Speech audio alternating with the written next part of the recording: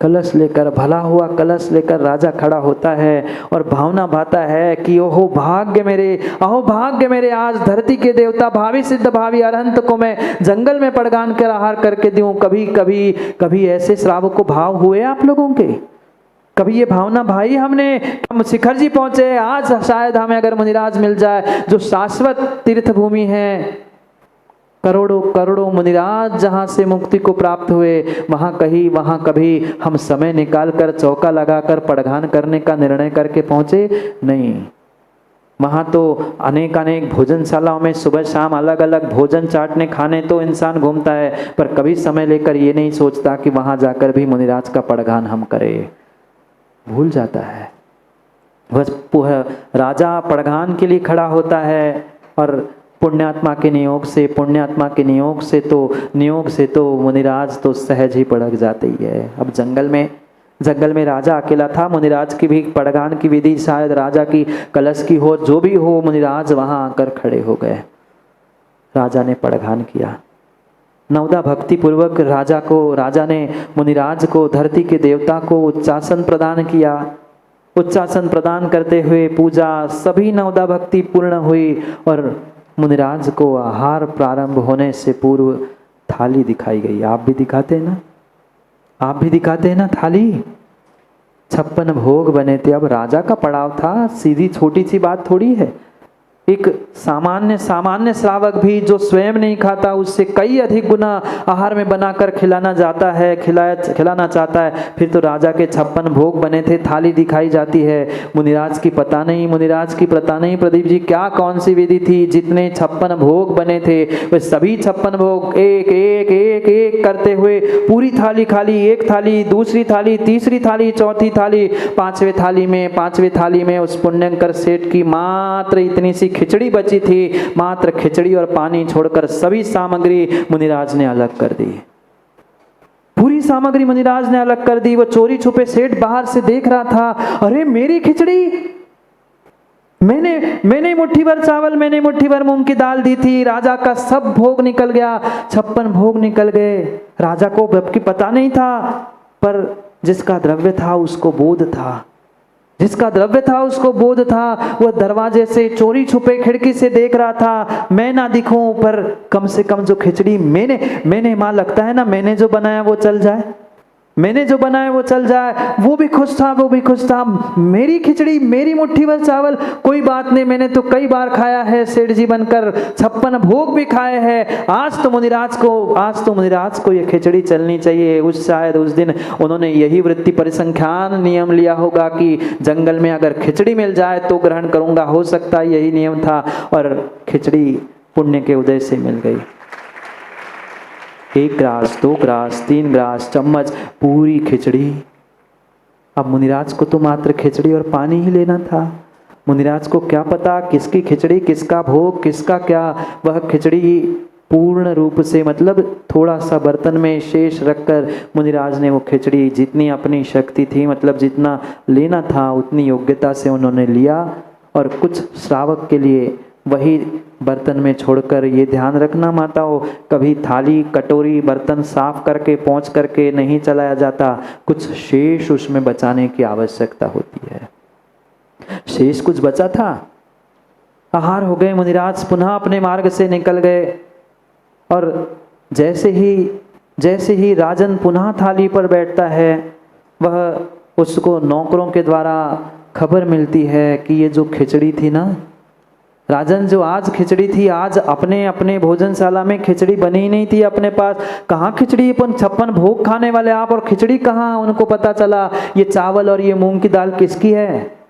ये चावल और ये मूंग की दाल जो जिसको आप मित्र कह रहे हो ना, उस व्यक्ति की है, उस गरीब व्यक्ति की है, फटे कपड़े पहने हुए। वो तो राजा था, महान संपदा का, विभूतियों का राजा था। वो उस छोटे से सेठ के चरणों में झुक जाता है, चरण स्पर्श करता है। अगर सेठ जी आपकी खिचड़ी नहीं होती तो आज निर्गंथ मुनिराज मेरे घर से निकल जाते। आज तो मैं तुम्हें भूखा छोड़ ही नहीं सकता, आज तो आपको 56 भोग मैं खिलाऊंगा। पहले राजा ने उस सेठ का सम्मान करते हुए भोजन कराए और फिर राजन ने भोजन किया। नीरज जी, आपने कितने अतिथियों का पहले व्यवस्थापकों का भोजन कराया और फिर स्वयं करा। कभी विचार किया हम अतिथियों का कितना कितना सम्मान करते हैं माँ? सोचना सोचना, विचार करना।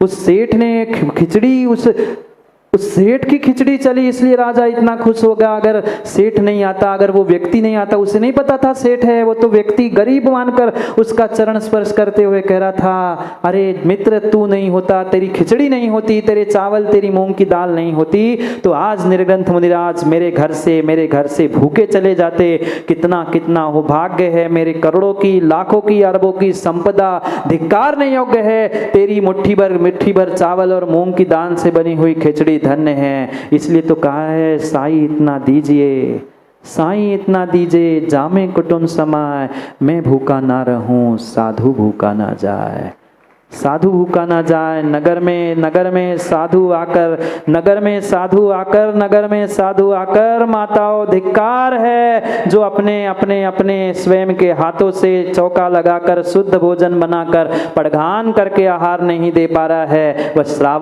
श्रावक धिक्कारने योग्य है। यहाँ तो कह रहे हैं सब मिल जाए, पर देने का समय आता है तब हम व्यवस्थाओं में उलझ जाते हैं, हम पता नहीं कहाँ भूल जाते हैं। इसलिए कहा मैं भूखा ना रहूं, साधु भूखा ना जाए। अगर आपकी धरा से, आपके नगर से, आपके मंदिर से, आपके स्थान से अगर साधु भूखा जा रहा है तो तुम्हारा श्रावक कुल में जन्म लेना धिक्कारने योग्य है। किस बात के श्रावक, किस बात के हम प्रतिमाधारी? श्रावकों का और प्रतिमाधारियों का, प्रतिमाधारी नहीं, जैन कुल में जन्मने वाले प्रत्येक श्रावक को अपने गुरुओं का उपकार मानते हुए उनके इस व्यवस्था में संलग्न होना ही होगा। तभी कुछ काम बन सकता है, अन्यथा काम होने वाला नहीं है। समय हो गया। बिना भोजन के और सच्चे सम्यक दृष्टि का पेट भोजन करके नहीं, मुनियों को दान देके, मुनियों को आहार देके ही भर जाता है। मुनियों को आहार देकर ही पेट भर जाता है। वो भी भरा पेट जाता है, दौड़ता है, दिन सुबह शाम भागते भागते चौथे दिन जाकर उस सेठ के दरवाजे पर दस्तक सुबह देता है। सोच रहा था कि चलो कुछ तो दिन बदल जाएंगे। पहुंचता है सेठ जी के पास एक तराजू था। कौन? जिसके पास वह पुण्य गिरवी रखने गया था, उसके पास एक तराजू था। सेठ जी इस तरफ बैठे थे, वह पुण्यंकर सेठ उस तरफ बैठा था। वो सेठ जी कह रहे थे, तुमने अभी तक जितना पुण्य किया है, जितना दान, जितना धर्म किया है, एक एक पर्ची पर लिखते जाना, एक एक पर्ची पर लिखते जाना। पर्ची पर वो लिखता गया, मैंने अपने नगर में इतने प्याऊ बनाए हैं, पर्ची डाल दी, परड़ा उठा नहीं। मैंने इतनी धर्मशालाएं बनाई, दूसरी पर्ची डाली, परड़ा उठा नहीं। तीसरी पर्ची डाली, मैंने इतनी भोजनशालाएं बनाई, परड़ा उठा नहीं। चौथी पर्ची डाल दी, मैंने गरीबों को इतना भोजन कराया, पर्ची उठी नहीं। मैंने इतना दान किया, मैंने अमुक किया। पर्ची करते करते पर्ची का ढेर लग गया, पर परड़ा उठा नहीं। वो सेठ कहता है, तूने किया क्या? तू तो कह रहा है मैं बहुत पुण्यात्मा, बहुत दान धर्म करने वाला हूं और नाम तेरा पुण्यंकर है, ये क्या? एक पर्ची रखते ही पर्दा उठना चाहिए था, पर पर्दा उठा ही नहीं, क्या किया? वह सेठ भी, पुण्यंकर सेठ भी विचार करने लगा, मैंने तो इतना दान किया, पर क्या बात है? पुण्य क्यों नहीं मिला? वो भी विचार में पड़ गया। जो सेठ गिरवी रख रहा था, उसने कहा, शायद सेठ जी, मुझे ऐसा लग रहा है कि जहाँ आपने दान लिखा, जहाँ दान आपने दिया है, वहाँ आपने अपनी पटिया लगाई है। प्याऊ पर हाँ, भोजनशाला पर हाँ, दान दिया हाँ, फोटो खींचे, नाम लिखा, सम्मान प्राप्त किया, बस। सेठ जी ने कहा, बस, तूने तो व्यापार किया, तू भूल गया था गुप्त दान महादान। ये तूने क्या किया? ऐसी कोई बात याद करो जो तुमने बिना इच्छा, बिना आकांक्षा के दान रूप की हो। थोड़ा सा कुछ विचार करो, ये पर्चे तो तेरे कोई काम के नहीं, ये पर्चे हटा दो। सेठ जी ने वो लिखे हुए सब पर्चे अलग कर दिए और कहा कोई एकाध छोटा सा ही ऐसा कोई काम याद कर लो, दान याद कर लो जिसमें कोई तुम्हारी इच्छा आकांक्षा नहीं छुपी थी, कोई इच्छा कोई आकांक्षा नहीं छुपी थी। शिष्य ने प्रश्न पूछा था, याद रखना, शिष्य ने गुरुजी से प्रश्न पूछा था और गुरुजी उस सेठ जी की कथा, राजा की कथा, पुण्यंकर की कथा सुना रहे थे। वह कहते कहते गुरुजी कहते हैं वह सेठ विचार में पड़ गया कि क्या लिखूं। उतने में उससे याद आता है, माँ किसकी याद आती है। रास्ते में चलते चलते जंगल में जो मुट्ठी भर चावल और मुट्ठी भर मूंग की दाल से बनी हुई खिचड़ी जो उसका द्रव्य था, जबकि उसने अपने हाथों से नहीं दिया था, पर दान स्वयं के द्रव्य था। अनुमोदना पूर्ण रूप से थी, विषमता उसके वस्त्रों की थी, विषमता उसके शुद्धि की थी, इस कारण से उसने अनुमोदना की थी। आज का कोई पुण्यात्मा कहे महाराज जी नौकर दे रहे हैं, हम भी तो अनुमोदना कर रहे हैं, हमें पुण्य मिल जाए ना पुण्यकर सेठ जैसा। नीरज भाई नहीं मिलेगा। पूजा में भी पढ़ते हैं ना अखिलेश पंडित जी, हाथ दे जा खाए खोया बह गया, अपने हाथ से दो। वह दान उसने पर्ची पर लिख दिया, मैंने 1 मुट्ठी चावल और 1 मुट्ठी मूंग की दाल की खिचड़ी बनवाई थी और वह खिचड़ी मुनिराज के हाथ पर पहुंची और मात्र उन्होंने उस दिन खिचड़ी का ही आहार किया था। पर्ची इतनी ही लिखकर उसने जैसे ही उस तराजू पर रख दी, तराजू का दूसरा पलड़ा इतना धड़ाम से ऊपर उठ गया, वह अभी तक जितना नहीं उठा था वह सेठ भी खड़ा होता है और वह हाथ जोड़ता है, धन्य है तुम्हारा दान, ये है सच्चा तुम्हारा पुण्य, ये है सच्चा दान। किम दानम, शिष्य ने पूछा किम दानम, गुरु कहते हैं अनाकांक्षा, आकांक्षा से रहित ज्ञानी तुमने जो दान दिया है वही सच्चा दान है। इधर जैसे ही मात्र खिचड़ी मैंने दान में दी थी, मुट्ठी भर, माँ कितना, मुट्ठी भर चावल और मुट्ठी भर मूंग के दाल का ऐसा वजन पड़ा। वह सेठ जो गिरवी रख रहा था उसने भी कहा आज तक इतना ऊंचा उठता हुआ इस परडे को मैंने कभी नहीं देखा। धन्य है तेरा पुण्य, धन्य है तेरा दान, धन्य है तेरी अनाकांक्षा, इच्छा से रहित, मान सम्मान से रहित जो तुमने गुप्त दान किया था। ये गुप्त दान का बिना आकांक्षा के बिना इच्छा के दिए हुए दान का फल है। कभी हमने ऐसा दान देना सीखा? हम तो आहार देते हुए भी चाहते हैं फोटो खिंच जाए, हम तो गोलुपात प्रक्षालन करते हुए भी चाहते हैं कि फोटो खिंच जाए। फोटो पहले खींचे और फिर मुनिराज के अंजलि में आहार पहुंचे, भले अंजलि खाली हो, जग भी खाली हो, पर फोटो खींचो जल्दी। अब दोनों खड़े हैं अंजलि हाथ करके, वो खाली जग लेके। किम दानम पी के जैन साहब, अनाकांक्षा, आकांक्षा से रहित किया हुआ दान ही दान है। चाहे औषध हो, चाहे शास्त्र हो, अभय हो, चाहे आहार हो, जहाँ आकांक्षा है वहाँ दान नहीं है। जहाँ आकांक्षा है, जहाँ इच्छा है, वहाँ दान है ही नहीं है। बिना इच्छा, बिना आकांक्षा, बिना बदले के, बिना स्वार्थ की भावना से जो हमने लुटा दिया है, चाहे किसी भी स्थान पर हो, पर आजकल व्यवस्था बन चुकी है, सीधी धमकियां और सीधे डराया जाता है। तुम इस मंदिर से जुड़े हो ना, तुम्हें यही दान देना है, उस संघ में आहार नहीं दोगे, उसमें दान नहीं दोगे। आज की विडंबना है, वहां कैसे तुमने दान दिया, अब वही चले जाओ, हमारे मंदिर नहीं आना, हमें नहीं मानना। ऐसे भी दिलीप भाई हमने देखे हैं, ऐसे त्यागी व्रती तक हमने देखे हैं। तुमने उनका चतुर्मास क्यों किया, तुमने उनके संग में बोली क्यों ली, तुमने उनको क्यों पड़गान किया, आज से हमारे संग में आना ही नहीं, आशीर्वाद देना तक बंद कर दिया। क्या मात्र श्रावकों के लिए धर्म कहा है? सबके लिए कहा है। और उत्तम त्याग तो सबसे पहले निर्ग्रंथ मुनिराजों के लिए कहा है, महाव्रतियों के लिए कहा है। और महाव्रती ही नियम देते हैं कि अमुक को ही चौका लगाना, अमुक को नहीं लगाना। मैं जीता जागता प्रमाण हूँ, झूठ नहीं कह रहा हूँ। संजीव भाई हमने बताई थी घटना, अक्षय तृतीया की, विनायका जी अक्षय तृतीया के दिन समाज वालों ने कह दिया था हम चौका नहीं लगाएंगे।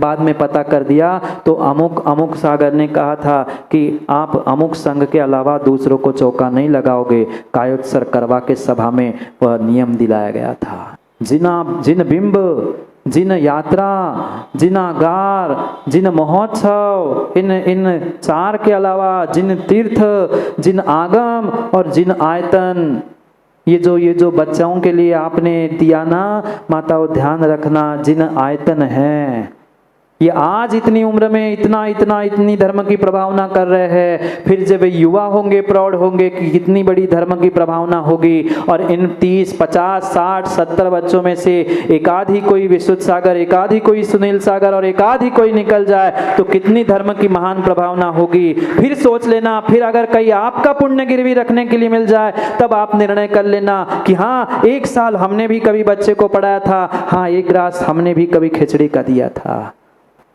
किम दानम अनाकांक्षा, ये 7 स्थान हैं, 7 स्थान हैं। हंसराज जी, आपने दिया हुआ दान, ये देखो ना, कल भी आपसे कह रहा था आपने दिया हुआ दान सार्थक हो रहा है। ये पुण्यात्मा जीव साधना कर रहे हैं, उस साधना का पुण्य भी आपको, वह जो दान आपने दिया, जितने दान पुण्यात्मा करने वाले हैं ना, वे सभी अगर निस्वार्थ भावना से उन्होंने दान दिया है तो विश्वास मानना, जो 10 दिन इन्होंने साधना की, उन साधना का पुण्य पूर्ण रूप से आपको लग रहा है। अनुमोदना का तो लग ही रहा है ना। साधना कोई कर रहा है, पर सोचो विचार करो धर्मात्माओं, आपने मात्र अपनी लोभ कषाय का विसर्जन करते हुए थोड़ा सा दान क्या दे दिया, वो साधना का फल मिल गया। साधना का फल, दान का फल, पुण्य का फल, धर्म का फल, सब कुछ तो मिल रहा है, सब कुछ तो मिल रहा है। कितने पुण्यात्मा आप सभी हो गए, जितने पुण्यात्माओं ने दान धर्म सच्चे भावों से किया है, विश्वास मानना वह आज फलीभूत हो ना हो, पर आने वाले समय में नियम से फलीभूत होगा। क्योंकि पानी में कितने ही नीचे जाकर, उसकी सतह में जाकर, नीचे बिल्कुल जाकर वह तेल छोड़ देना, पर तेल हमेशा पानी के ऊपर ही आता है। आने में समय लग सकता है, पर तेल कभी पानी के नीचे नहीं होता, तेल पानी के ऊपर ही होता है। आचार्य भगवान का तंत्र व्याकरण में कहते हैं, तुम्बुरन तृणक्राष्टम च तैलम च मुपागतम। तुम्बुर जानते हो? तुम्बी बहुत बड़ा एक फल आता है, जैसे आज का कद्दू आता है, लौकी आती है, जैसे एक तुम्बी नाम का फल आता है, वो तुम्बी। तृण यानी घास, काष्ठ यानी लकड़ी, और तेल तुम कितने ही पानी के नीचे जाके डाल देना, वह समय पाते ही पानी के ऊपर आता है। ऐसे दानी धर्मात्माओं, अगर सच्चे भावों से, बिना आकांक्षा से आपने दान दिया है, तो नियम से जैसे पानी के ऊपर तेल आता ही आता है, ऐसे ही तुम्हारा नाम जगत के पटल पर सम्मान के रूप से लिया ही जाएगा। इसलिए ध्यान रखो, दान 4 प्रकार, 4 संग को दीजिए। सोचना विचार कर लेना, समय बहुत हुआ है, समय की बात को समझने के लिए पुनः समय पे मिलते हैं, क्योंकि समय पे किया गया काम समय को दिलाता है। बोली भगवान महावीर स्वामी की।